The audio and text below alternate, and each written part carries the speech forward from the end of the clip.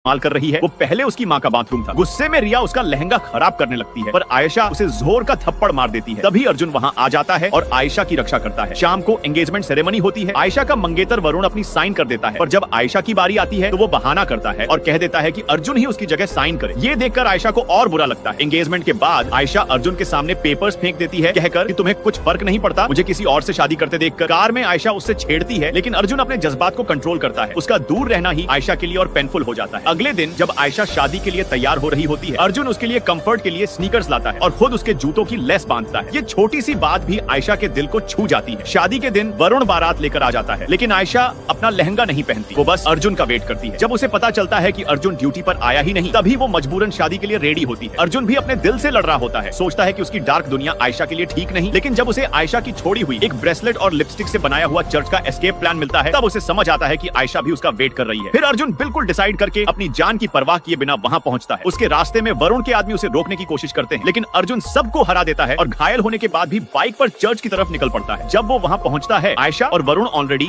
मंडप के सामने खड़े होते हैं। अर्जुन डोरवे पर खड़ा रहता है और एक पल के लिए दोबारा कंफ्यूज हो जाता है। क्या उसे अपने प्यार के लिए सब तोड़ देना चाहिए या फिर चुपचाप उसे किसी और का होते देखना चाहिए?